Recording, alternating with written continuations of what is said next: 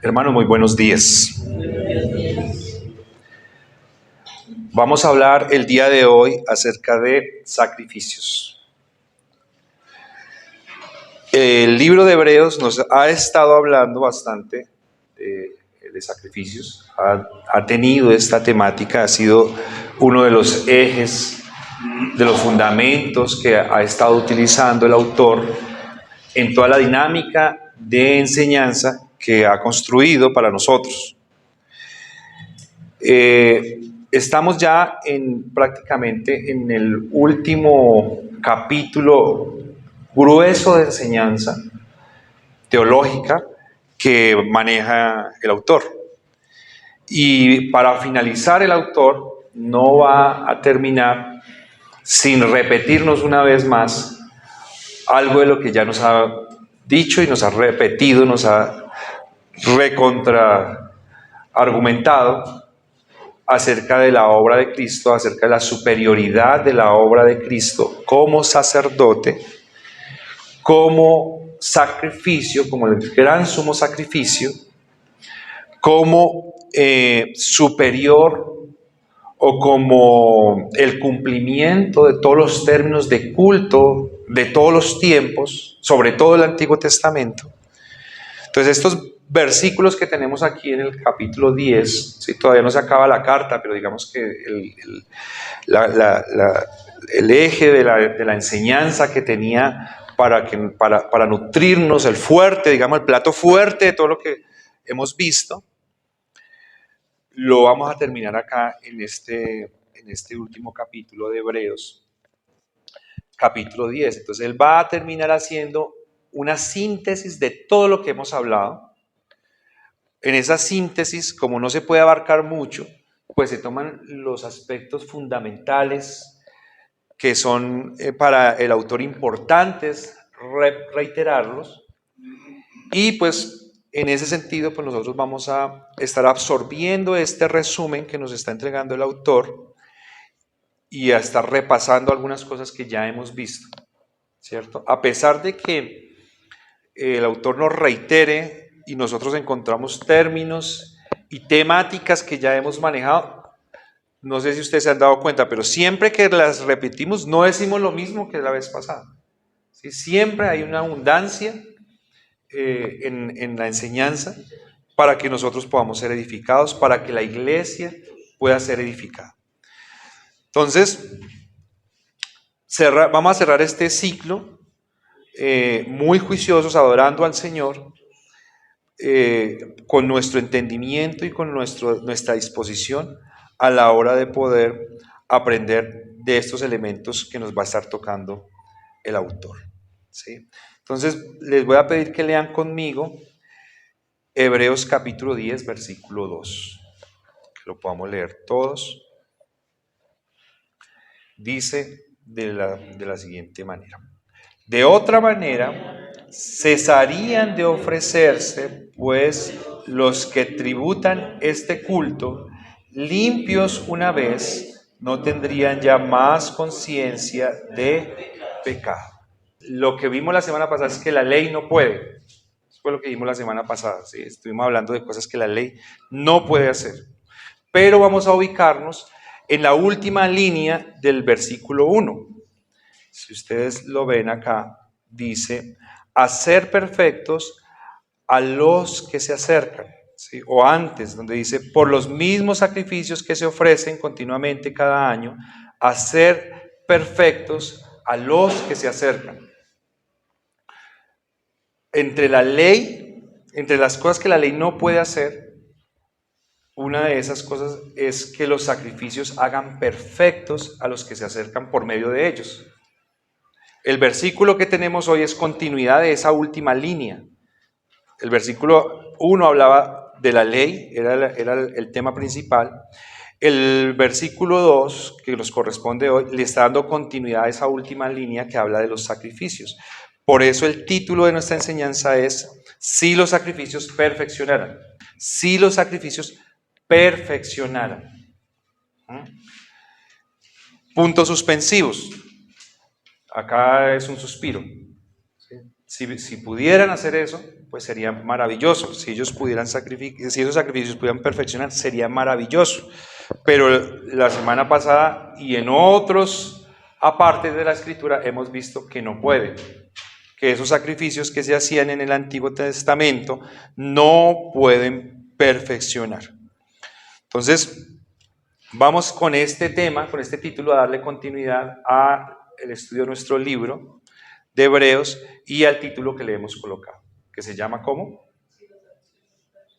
Jesucristo, fiel sumo sacerdote. Jesucristo, fiel sumo sacerdote, que es el título que abarca el tema central del libro de Hebreos.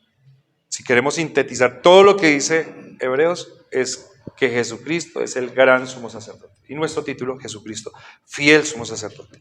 Entonces, si los sacrificios perfeccionaran, primer punto, dejarían de ofrecerse. Si los sacrificios perfeccionaran, dejarían de ofrecerse. Y les voy a pedir que lean conmigo la primera línea del versículo 2 del capítulo 10, ¿sí? Hasta donde está la primera coma. ¿Cómo dice? Léanlo conmigo, por favor. De otra manera, cesarían de ofrecerse.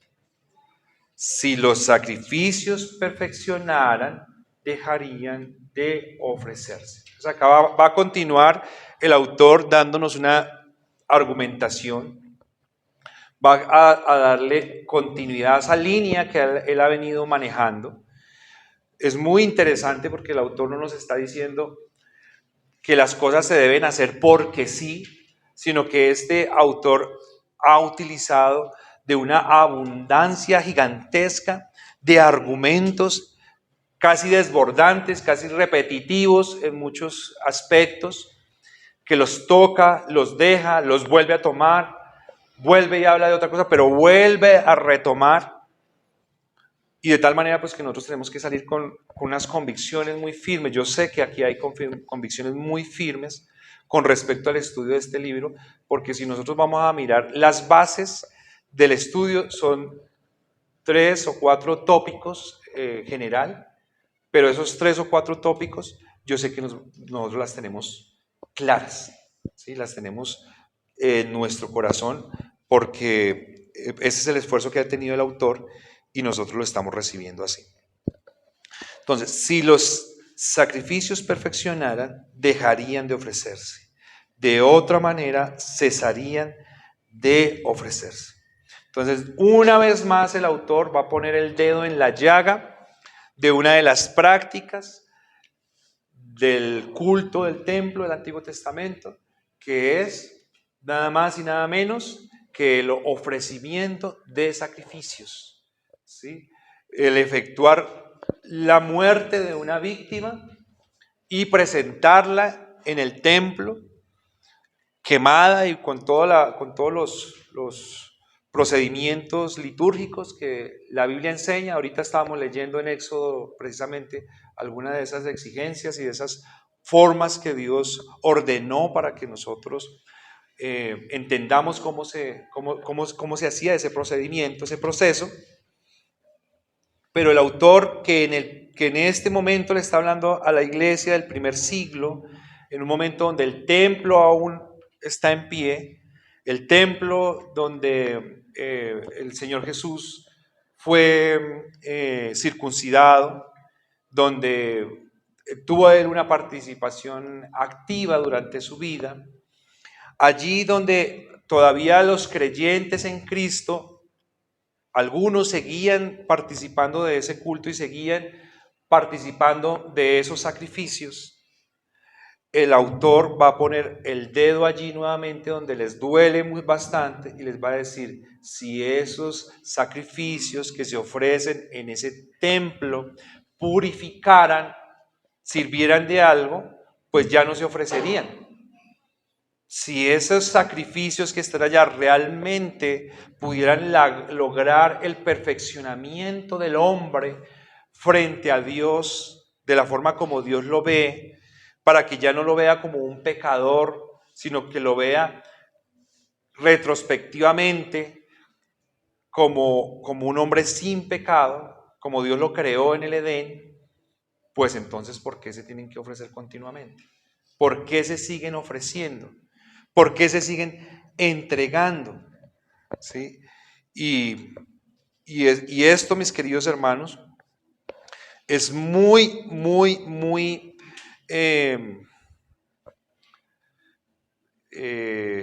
diciente para nosotros que estudiamos, porque vemos un carácter particular de este autor, ¿sí? de este maestro, vemos un carácter especial de parte de este maestro, porque a nosotros no nos gustan que nos digan las cosas que hacemos mal, no nos gustan. ¿A usted les gusta? A mí no me gusta, ¿sí? Y si alguien me las dice, a mí me gusta que esa persona haga todo un protocolo, que la persona me llame aparte, cuando no haya nadie, que me hable suavecito, ¿m? Que practique alguna de esas técnicas de ventas o de libros que enseñan por allá. Vea, dígale primero las cosas buenas, dígale lo bueno que ha hecho, dígale lo bien que hace las cosas, cuánto lo ama, ¿sí? Y después dígale, le tengo que decir una cosita, no se va a molestar, no se va a incomodar. Y lo que pasó fue esto, ¿sí? Y no se lo vuelva a decir. Después de que usted le diga eso, no se lo vuelva a decir. Eso es un procedimiento que ahí se los dejo, ¿sí? Tiene doble sentido. Mentira. Pero este carácter de este autor es un carácter especial, porque les dice que su culto no sirve, que su culto no purifica, que su culto no santifica, que sus sacerdotes ya no están vigentes, que ese templo que ellos tienen, pues es un templo que perdió funcionalidad, que esa sangre que ellos están ofreciendo ya es una sangre que ya no es útil. Eso es duro, ¿sí? Y no se lo ha dicho ni una, ni dos, ni tres veces. Se lo reitera una y otra vez.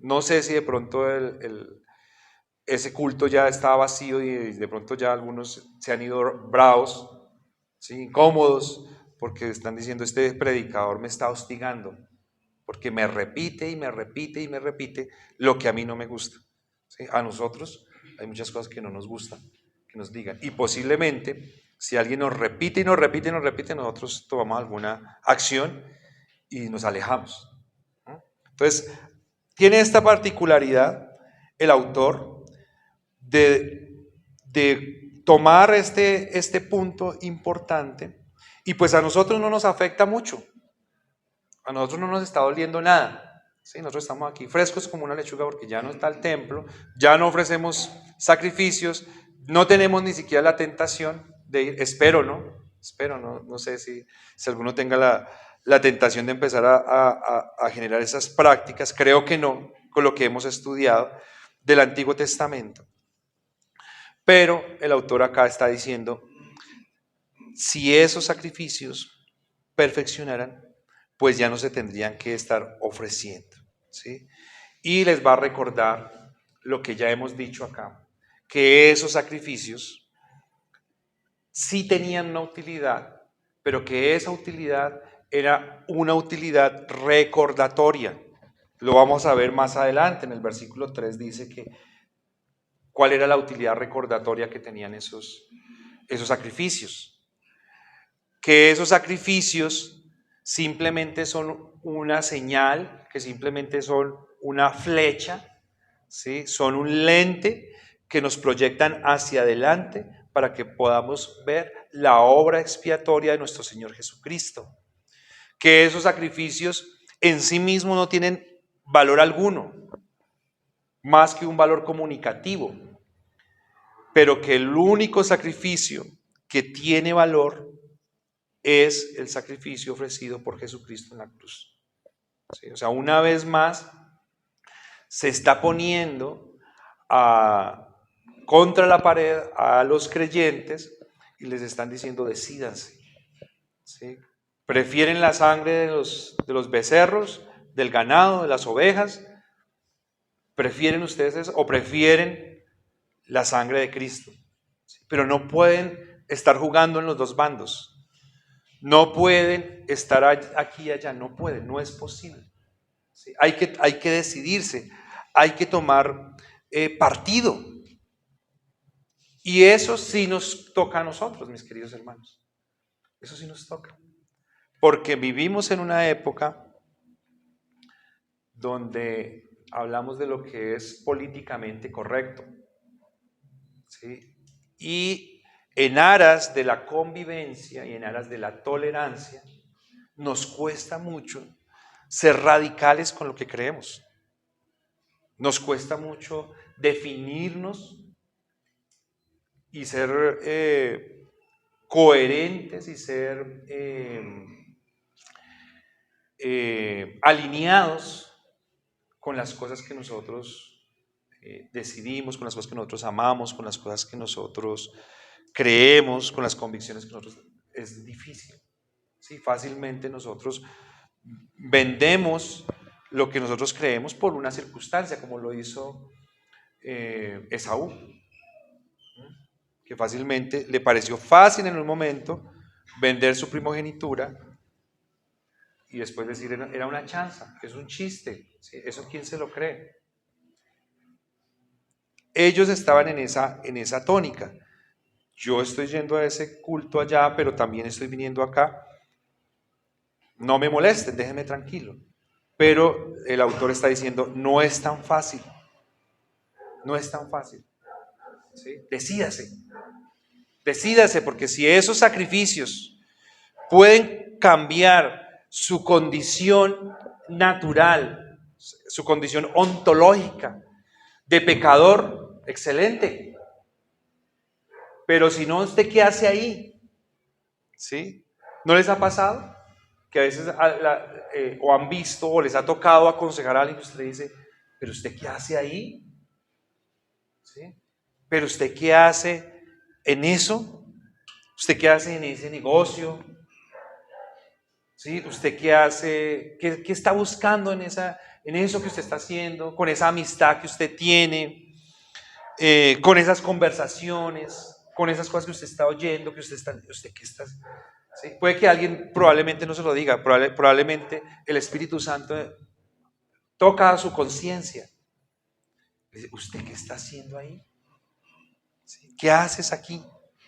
¿Qué haces con eso? ¿Qué haces con esto? ¿Mm? ¿Piensas que es un juego? ¿Piensas que no es algo importante? ¿Piensas que es algo pasajero? ¿Piensas que es algo que lo puedes solucionar en el futuro? Pero vimos hace algunas semanas, hace 15 días, si no estoy mal, que nosotros lo único seguro que tenemos es que nos vamos a morir. ¿Sí? De resto no tenemos ningún tipo de seguridad. Razón por la cual nos convendría a nosotros tener bien definidas nuestras convicciones. Y en este caso, una convicción fundamental, que es Jesucristo. ¿Sí? ¿Jesucristo es suficiente para ti? ¿Jesucristo es suficiente para mí? ¿O necesitamos algo más? Necesitamos equiparar algo al nivel de Él. No, pero es que yo no estoy diciendo eso. Yo no estoy diciendo que Jesucristo no sea para mí lo máximo. Yo no estoy diciendo que yo no ame a Jesucristo con todo mi corazón. Excelente. No estamos diciendo que tú lo estás diciendo o que yo lo estoy diciendo con mis palabras. Pero ¿y tus acciones qué dicen? ¿Tus acciones cómo hablan? Recuerden que hay un dicho popular, dicen que una acción habla más que 1000 palabras. Y a veces nuestras acciones son un megáfono. Puede que yo sea muy silencioso, que no hable mucho, pero mis acciones hablan. Y las personas escuchan esas acciones, las personas interpretan esas acciones y las personas sacan conclusiones de esas acciones, de las cosas que yo hago. Entonces el autor les está diciendo aquí a estos creyentes del primer siglo, espero no a nosotros, Está diciendo, si ustedes se mantienen en esa corriente de práctica cultural, de estar en el templo y de estar en el culto con Cristo, ustedes están haciendo que la cruz de Cristo sea vana. Y más adelante va a venir una reprensión fuerte a los creyentes que están cometiendo esa equivocación. Y atrás ya les ha dado una reprensión, ¿cierto? Atrás ya hubo un momento donde también los puso contra las cuerdas, porque les está diciendo, es imposible que los que una vez fueron iluminados y gustaron el don celestial y fueron hechos partícipes del Espíritu Santo y asimismo gustaron de la buena palabra de Dios y los poderes del siglo venidero y recayeron, sean otra vez renovados para arrepentimiento. Realmente nos muestra este texto una decisión férrea del autor para decirle a estos hermanos, decídanse. Pero resulta que nos correspondió este versículo hoy, y esta carta, y esta temática, esta enseñanza. Y no puede ser ajeno para nosotros. Para nosotros también es. ¿Sí? El Señor nos lo entregó. El Señor nos está diciendo, decídanse. Decídanse. ¿Sí? No jueguen en ambos bandos, porque no está bien. ¿Sí? Porque vamos a salir mal librados, porque no es correcto, porque no estamos dando una evidencia adecuada. Dice la palabra del Señor que un árbol no puede dar un fruto distinto al que le corresponde naturalmente, ¿cierto? Un mal árbol no puede dar buenos frutos, ¿cierto? No puede usted colocar una sábila y esperar recoger mangos de la sábila. Bueno, la sábila es buena, pero no para dar fruto. No puede usted sembrar una papa y esperar otra cosa, ¿sí? Entonces, no es probable que nosotros, o sea, lo que está diciendo el autor es que si nosotros estamos jugando en dos bandos, probablemente lo que sucede es que nosotros estamos dando la evidencia de que no somos. Nosotros lo que estamos diciendo es, no somos. ¿Sí? Dios no nos escogió, Dios no nos eligió, Dios no me salvó, yo no estoy inscrito en el libro de la vida y yo no tengo la fe verdadera. Y eso es grave. Eso es una cosa compleja, una cosa dolorosa, pero nosotros tenemos que asumir eso, tenemos que tener la capacidad de poder entender, porque es necesario que seamos decididos. El Señor Jesús con esos temas no juega. ¿Sí? Cuando el Señor Jesucristo le habló un poquito duro a la gente y la gente se molestó y se fueron y lo dejaron y se quedó con poquitos en el grupo de seguidores, los discípulos dijeron, ay, ellos se molestaron por lo que tú les dijiste, Señor. ¿Y qué les contestó el Señor? Vaya, llámenlos y dígales que vengan. Les voy a decir que fue sin culpa. ¿Qué les dijo el Señor? ¿Ustedes se quieren ir con ellos? Ánimo, háganle. Están en todo su derecho, están en toda la libertad. Háganle. Entonces, aquí el autor está haciendo exactamente lo mismo, ¿sí? Se está poniendo tan cansón que lo más probable es que alguien se moleste y diga, yo me voy, yo ya no me aguanto esto. ¿Sí? No lo tolero un segundo más. Pero no es con despropósito, es con propósito. ¿Sí? Porque el autor lo sabe y si no fuera con ese propósito, pues simplemente no lo haría. Entonces, no hagan vana la cruz de Cristo, ¿sí? Porque Esas repeticiones lo único que muestran es que ustedes son deudores. Lo único que muestran es que no han podido pagar la deuda al Señor. Y las deudas no se pagan de a poquitos, ¿sí? O si las pagan de a poquitos, se pagan con un plazo definido, que usted sabe que son tantas cuotas y en tantas cuotas termina de pagar. Pero cuando se habla del culto del Antiguo Testamento, era un culto de sacrificios indefinidos, o como leímos hoy, por perpetuidad, ¿sí? Para siempre. Es decir, siempre ese culto mostraría que siempre que ese culto estuviese establecido, nosotros estaríamos evidenciando que somos pecadores. ¿Qué preferimos? ¿El culto que evidencia que somos pecadores o el culto que evidencia que Cristo pagó por nuestros pecados? No es tan difícil de decidir, ¿sí? Pero para ellos parece que era difícil. Intelectualmente, racionalmente, es fácil, ¿no? Pero a nosotros nos cuesta, ¿sí? A veces entramos en espirales de prácticas pecaminosas donde nosotros sabemos que, o sea, que comparado con la vida eterna, que comparado con la felicidad, el gozo, la alegría que produce Dios y su Espíritu Santo, esas cosas no tienen comparación. Racionalmente lo entendemos, ¿sí? Pero a la hora de la práctica decidimos por lo menos. ¿Y ahí qué está pasando? ¿Qué evidencia estamos dando nosotros? Entonces Dios nos está llamando al arrepentimiento, mis queridos hermanos, como lo está haciendo con estos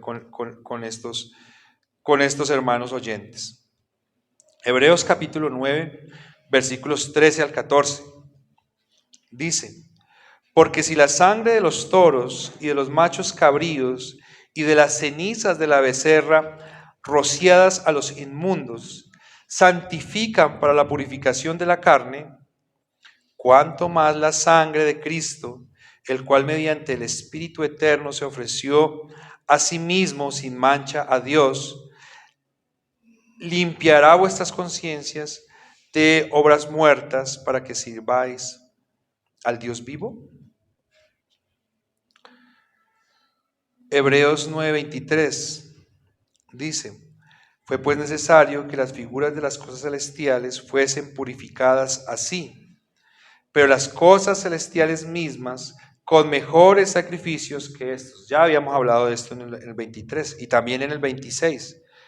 De otra manera, le hubiera sido necesario padecer muchas veces desde el principio del mundo. Pero ahora, en la consumación de los siglos, se presentó una vez para siempre por el sacrificio de sí mismo para quitar de en medio el pecado.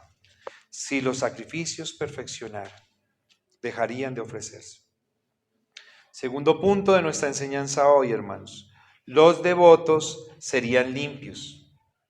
Les pido que me ayuden a leer la segunda parte del versículo 2 después de la coma. Dice: pues los que tributan este culto limpios una vez. Hasta ahí. Segundo punto: los devotos serían limpios. Si los sacrificios perfeccionaran, dejarían de ofrecerse. Si los sacrificios perfeccionaran, los devotos serían limpios. Los que practican ese culto estarían limpios de pecado, ¿sí? No sería necesario que se ofreciera muchas veces. El sacrificio de Cristo se ofrece una sola vez, pero este culto o estos sacrificios se ordenaron para que se ofrecieran perpetuamente, múltiples veces. Es decir, este sacrificio no puede purificar, porque nunca se logra el objetivo. ¿Sí? ¿Se imagina usted que dijera: voy a lavar la loza? Y coge usted y agarra el plato, le echa jabón. A mí me gusta lavar loza, sé lavar loza. Entonces le echa jabón, los va colocando ahí a un ladito, los vasos, los tenedores, las cucharas, los cuchillos. Después juega Está bien, está sin grasa, pone allá. Uy, ya estoy terminando, estoy acabando. Voy a secar. Uy, esto está sucio. Y este está sucio. Y este está sucio. Todo está sucio. Voy a lavar otra vez. Y vuelvo y lavo. Y vuelvo y restriego. Y vuelvo y juego. Y vuelvo y pongo allá. Y voy a volver a secar. Ay, esto está sucio. Y toda la vida así. Eso no es efectivo. Eso no tiene sentido. ¿Sí? Eso no cumple con ningún objetivo práctico para la vida.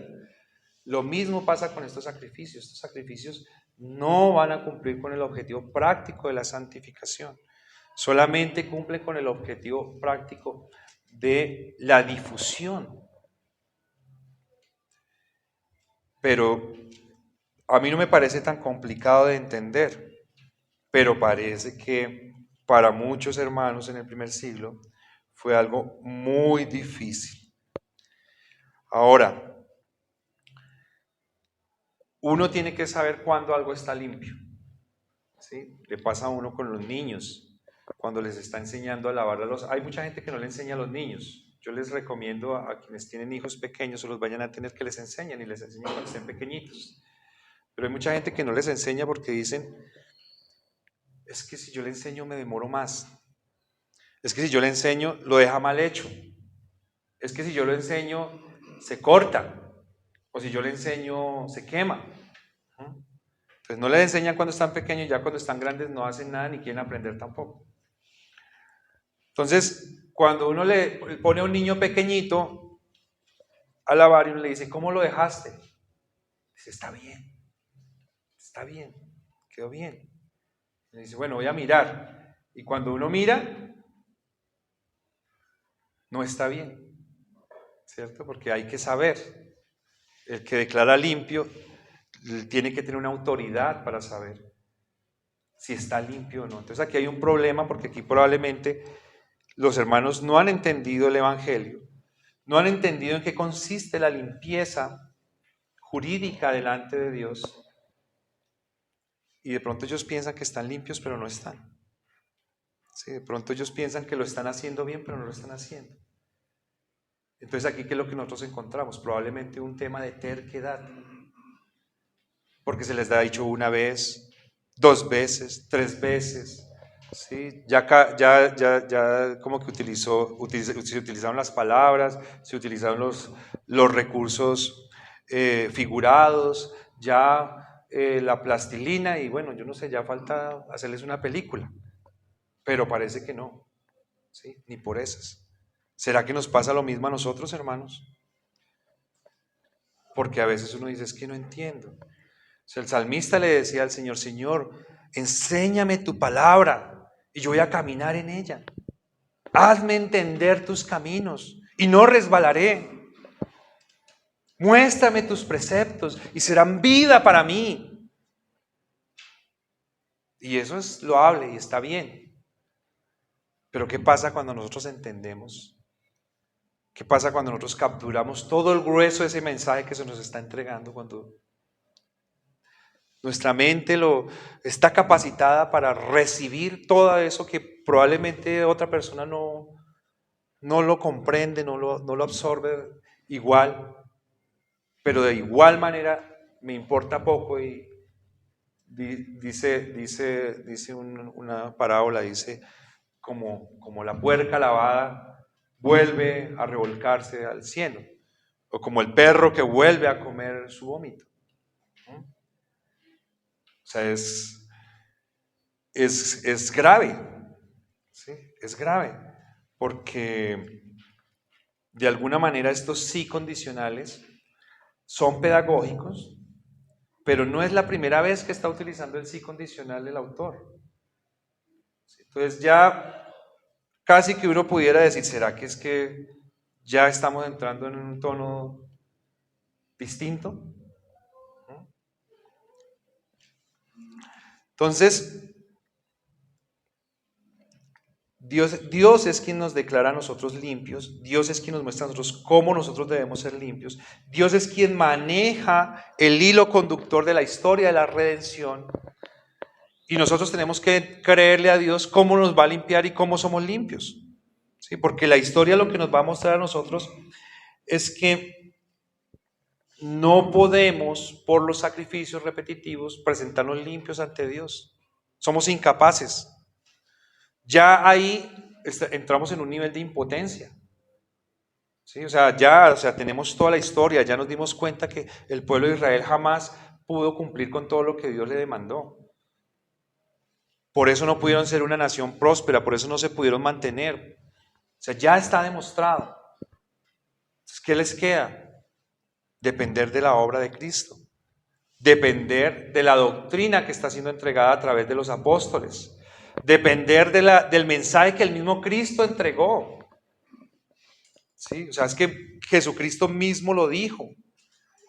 Jesucristo mismo les explicó que era necesario que Él padeciera, que era necesario que Él les abriera una puerta para el reino de los cielos, que no era posible ver al Padre sin llegar a Él. O sea, Él es el camino, la verdad y la vida.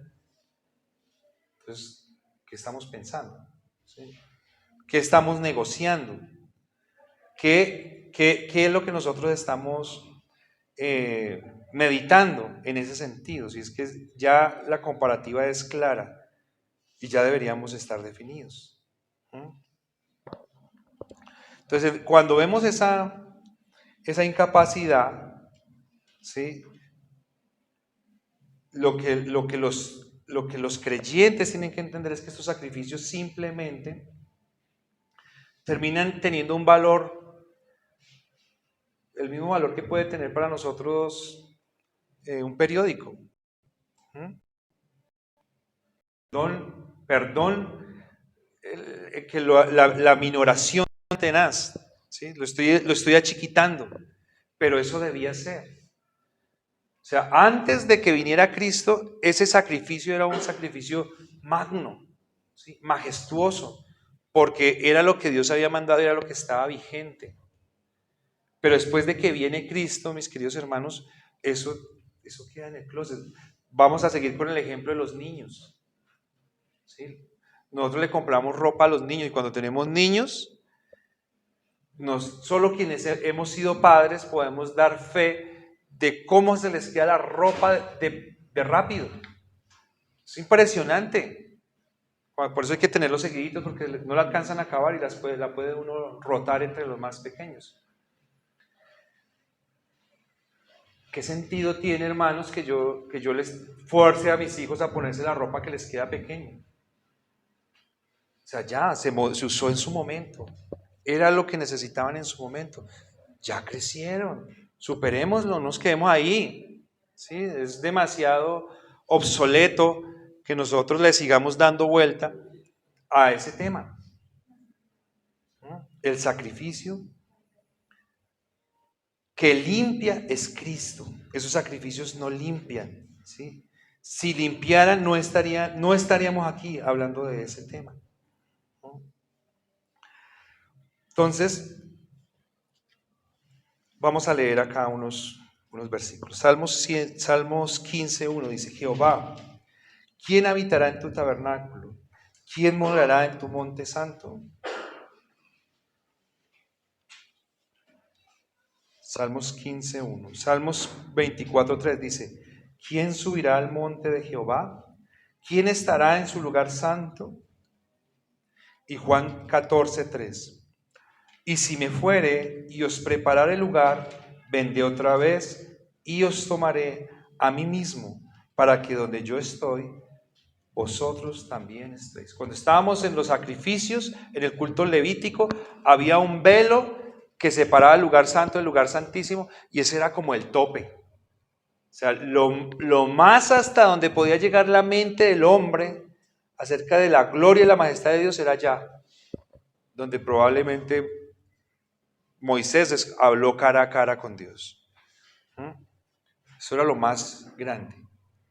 Pero cuando se rompe el velo, que es Cristo, se rompe, se rasga, se abre una panorámica gigantesca, porque ahora tenemos entrada al reino de los cielos. Ahora Cristo abrió una puerta, hizo un camino y nosotros podemos ir para allá. Esos sacrificios no limpian. Cristo limpia. ¿Con quién nos vamos? ¿Con quién te vas a decidir? ¿Sí? ¿Por qué lo estás pensando? ¿Es tan difícil? Si es tan difícil, hermanos, probablemente hemos llegado a un punto coyuntural donde nosotros tenemos que decir, probablemente Dios no me ha dado la... Probablemente Dios no ha puesto en mí, no ha llegado a ese momento crucial que tengo en la mente bajado al corazón. Entonces tengo que pedirle a Dios que su Espíritu Santo en mi vida. Si es con lágrimas, hermano. Tercer punto de nuestra enseñanza. Y tendrían conciencia limpia. Si los sacrificios perfeccionaran, dejarían de ofrecerse, los devotos serían limpios y tendrían conciencia limpia. ¿Quién tendría la conciencia limpia? Los devotos. O va a decir el versículo, que tributan ese culto. Voy a leer la tercera parte del versículo, mis queridos hermanos. Somos limpios una vez. Versículo 2. Léanlo conmigo. No tendrían ya más conciencia de pecado. No tendrían ya más conciencia. Es el punto. Y tendrían la conciencia limpia. Entonces, mis hermanos, estos hebreos del Antiguo Testamento, muchos del primer siglo que no fueron cristianos, y ahora estos cristianos que son cristianos o eran cristianos e iban al templo al tiempo, fueron personas que procuraron, los que no tenían a Cristo o los que negaban a Cristo, procuraron acicalar su conciencia a través de medios externos. Es que yo soy hebreo. Yo soy enseñado pues aquí en la crema innata de los conocedores de la ley, de la Torá. Yo aprendí a leer con las sagradas escrituras. Manejo el hebreo, los maestros son de mi familia, son de mi ciudad. Practico el culto, soy apegado a la religión. Y eso hacía que ellos tuvieran una conciencia muy alta. Y eso hizo que el Señor se les fuera tan duro a los practicantes más respetados del culto levítico de su época, que fueron los fariseos. Porque ellos eran personas que se esforzaron en mostrarle a la gente su fidelidad y su cumplimiento, y que tenían una conciencia limpia a través de lo que ellos hacían. La pregunta que nosotros tenemos que hacernos es, aunque ellos mostraran todo eso alrededor y pudieran engañar a algunos que no los conocían, ¿será que ellos podían engañarse a sí mismos y engañar su conciencia acerca de lo que estaban haciendo indebidamente? Hay enfermedades, ¿no? Dicen que hay algunas enfermedades que cauterizan la conciencia. Dicen que hay algunas limitaciones en el cerebro, que algunas personas nacen con daños en algunas áreas del cerebro, que hacen que las personas no sienten tristeza, la conciencia pues no los sabe por actos que han cometido, por asesinatos, por cosas. Es probable, ¿sí? Pero la generalidad es que Dios dio una conciencia a todos.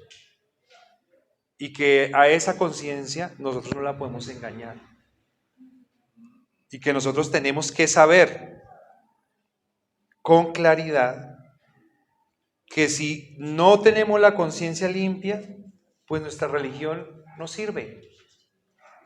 Si la conciencia no nos da a nosotros una disposición o una predisposición para acercarnos a Dios con apertura, pues no, ¿para qué la religión? ¿Para qué sirve? ¿Para qué sirve que madruguemos? ¿Para qué sirve que asistamos a grupos? ¿Para qué sirve que nos capacitemos? ¿Para qué sirve que consumamos muchos libros? O sea, ¿para qué? ¿Para qué sirve que nosotros entreguemos nuestras finanzas? ¿Qué utilidad tiene si nosotros en nuestra conciencia no nos sentimos plenamente libres, plenamente tranquilos a la hora de acercarnos a nuestro Dios, sino como apaciguando, como para que no me castigue, como para que no me cobre? No tiene sentido eso, mis queridos hermanos. Entonces, aquí está la gran diferencia. Un culto de sacrificios es la forma de poder apaciguar la ira de Dios y hacer cosas para apaciguar la ira de Dios. Sí, hoy en día hay muchas formas que se les predica el evangelio aún a cristianos, donde se les presiona o se les coacciona a través del temor y a través del infierno y a través de los castigos. Sin embargo, la Escritura nos muestra a nosotros que esos son indicios de que ese es un culto que no es saludable y que probablemente no está Cristo allí, aunque se mencione.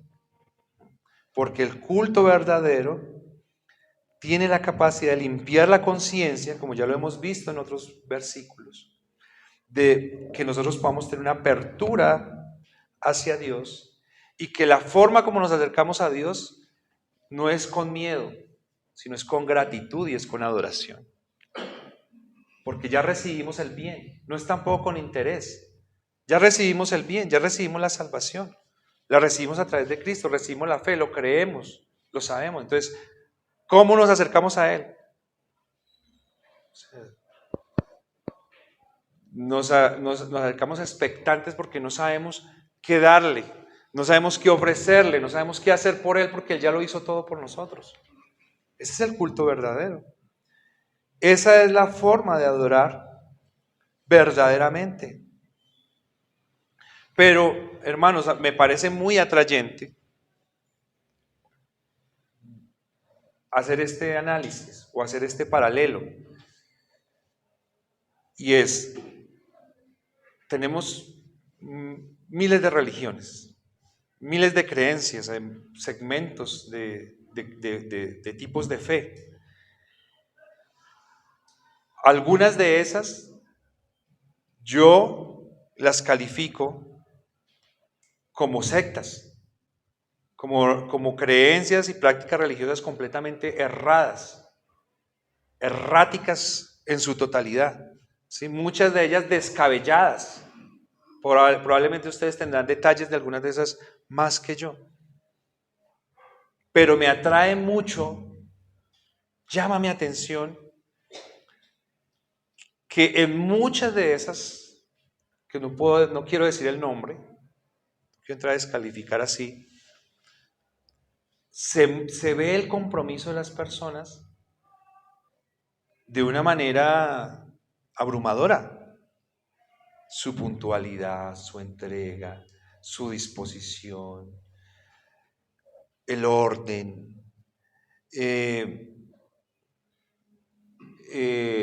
la radicalidad que tienen, es impresionante, impresiona, de verdad impresiona.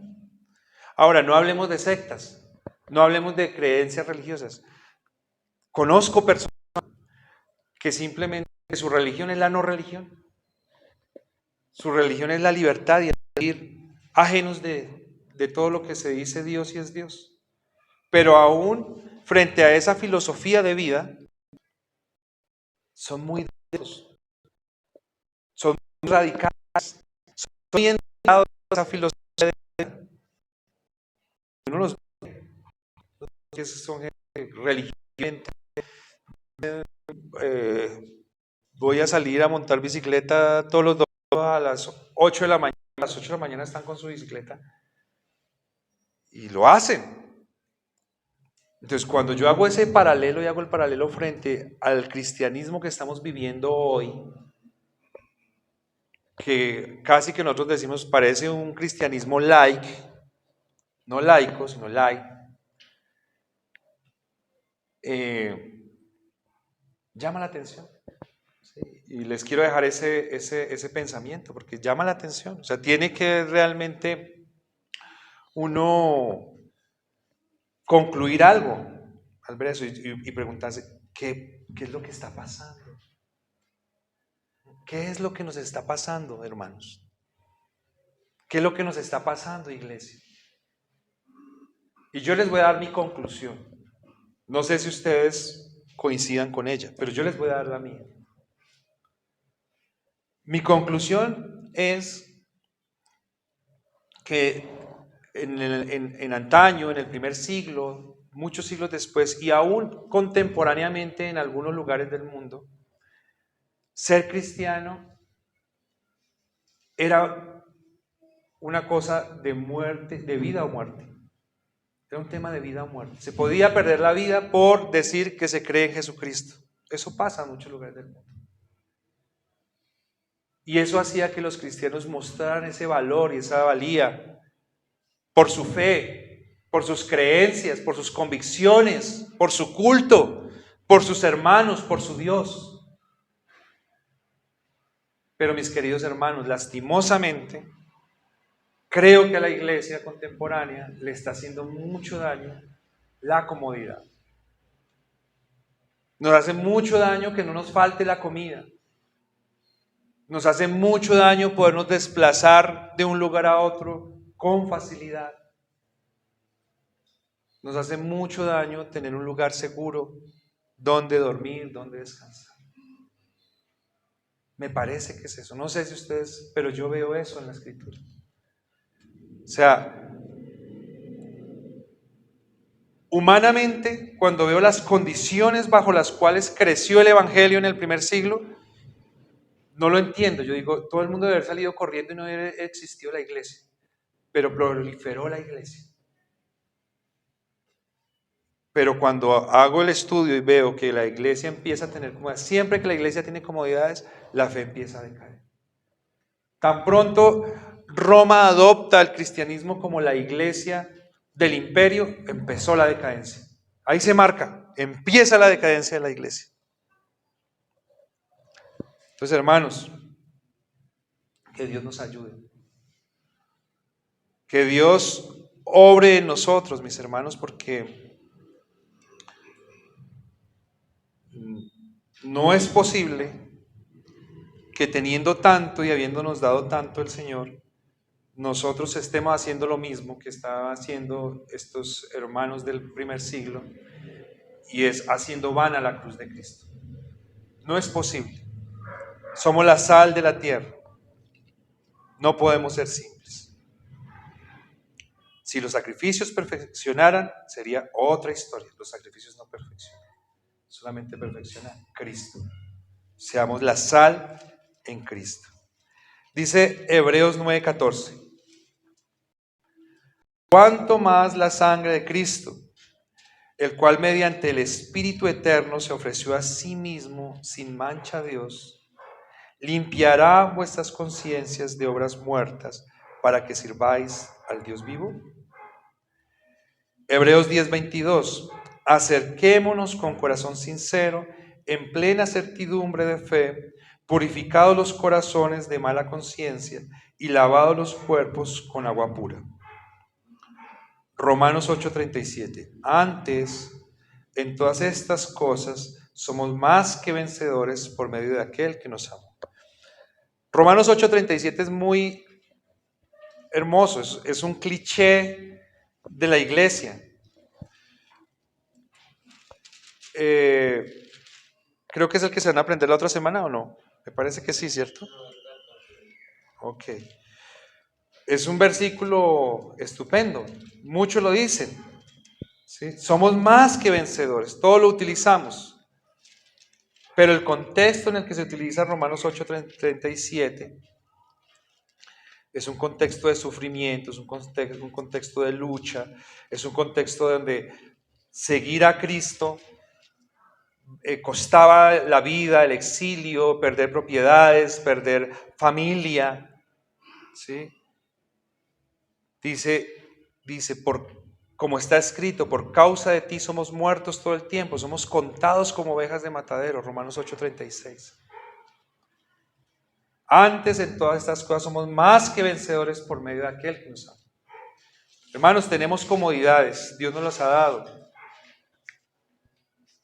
Pidámosle a Dios que nos ayude para que esas comodidades, para que ese conocimiento, para que esa verdad que nosotros disfrutamos que es Cristo, esté puesta a sus pies para que crezca el Evangelio, para que crezca el reino de los cielos y para que crezca nuestro compromiso en todas las áreas. O sea, no podemos pretender que el Evangelio crezca afuera si no crece aquí adentro. Tiene que crecer en nuestros corazones.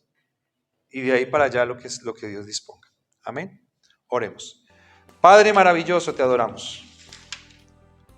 Te damos muchas gracias, Señor, por esta mañana que tú nos has ofrecido, que tú nos has regalado, tú la has dispuesto, tú nos la has dado con toda la gracia que a ti te caracteriza, Señor, y que te antecede. Gracias, Señor. Gracias, Padre Santo, por repetirnos, Señor, las cosas que nosotros ya sabemos, por reiterarnos las cosas que ya nos has dicho, por llamarnos la atención, Señor, a la definición, por animarnos, Señor, a caminar detrás de lo que ya sabemos, que es lo mejor para nosotros, que eres tú. Gracias, Señor. Gracias por alejarnos de prácticas cultuales, religiosas, que no aportan, que no sirven, que no ayudan, que no tienen utilidad, ni práctica, ni teológica. Gracias, Señor. Gracias por preparar para nosotros un reino celestial, por habernos dado todos los medios, por haber dispuesto todas las cosas, por tenernos aquí hoy, Señor. Gracias. Ayúdanos, Señor. Ayúdanos a vivir la vida cristiana, ayúdanos a amarla, ayúdanos a sentirla. Ayúdanos, Señor, a vibrar a través de tu palabra, a través del Evangelio. Ayúdanos, Señor, a volver a tener sueños, a volver, Señor, a querer crecer en ti, vivir para ti. Ayúdanos, Señor. Si nuestra conciencia aún no ha sido limpia, si nuestra conciencia, Señor, aún está o cauterizada o maltratada, Señor, por alguna razón, libera nuestra conciencia, Señor. Libéranos, que tú seas el todo en nosotros, Señor. Y que la evidencia sea que podamos caminar libremente por el camino angosto, con gozo, con felicidad, puestos los ojos en Jesús, el autor y consumador. Gracias te damos, en el nombre de nuestro Señor Jesucristo. Amén.